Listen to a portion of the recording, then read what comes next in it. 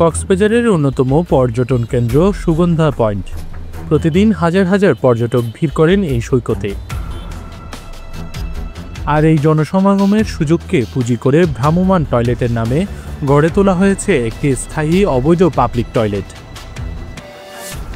প্রথমে অনুমতি ছিল ভ্রাম্যমাণ বা অস্থায়ী টয়লেট বসানোর, কিন্তু সেই অনুমতিকে কাজে লাগিয়ে ধীরে ধীরে নির্মাণ করা হয়েছে পাকা স্থাপনা, যা এখন স্থায়ী টয়লেট হিসেবেই চালু রয়েছে।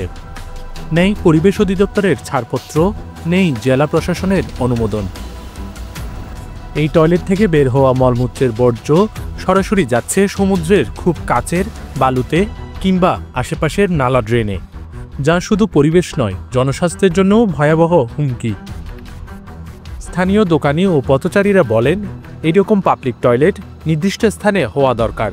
সড়কের পাশে হওয়াতে দুর্গন্ধ ছড়িয়ে যায়, পর্যটকদের অসুবিধা হয়। নির্দিষ্ট জায়গায় থাকলে ভালো হবে। এখানে মানুষের সমাগম খুব বেশি, মার্কেট আছে, বিভিন্ন রেস্টুরেন্ট আছে, খাবার দোকান আছে। এটা একটু জনসমাগমের বাইরে থাকলে ভালো হবে। টয়লেট আপনার ওই বাথরুম থেকে আপনার ওই সাগরে সিস্টেম করা, এটা আসলে পরিবেশের জন্য মারাত্মক ক্ষতিকর, ছোট বাচ্চাদের জন্য মারাত্মক। ম্যাক্সিমাম এটা পাবলিকের জন্য খুবই উপকারিত। এটা ভ্রাম্যমাণ স্থায়ীভাবে বসালে সমস্যা, কিছু কিছু লোকের সমস্যা হবে, কিন্তু যদি স্থায়ীভাবে একটা সাইড নিয়ে বসাতো সবচেয়ে ভালো হতো।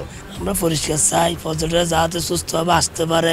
কক্সবাজার একটা পর্যটক জায়গা, সুস্থভাবে আসতে পারলে তো সবার কামনা। সরকারিভাবে যারা নাই, যারা অবৈধ করতেছে, এটা তো সরকারের দেখা দরকার।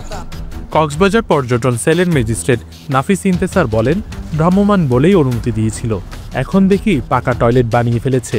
ইতিমধ্যে প্রশাসনের নজর এসেছে। কক্সবাজার জেলা প্রশাসনের পক্ষ থেকে ভ্রাম্যমাণ কিছু পাবলিক টয়লেটের অনুমতি দেওয়া হয়েছিল। ইদানিংকালে যদিও দেখা যাচ্ছে সেই সকল ভ্রাম্যমাণ পাবলিক টয়লেটগুলো স্থায়ী পাবলিক টয়লেট রূপে আবির্ভূত হচ্ছে। ইতিমধ্যে কক্সবাজার জেলা প্রশাসন সে ব্যাপারে সতর্ক আছে। এর মধ্যে কয়েকটির বিরুদ্ধে ব্যবস্থা নেওয়া হয়েছে।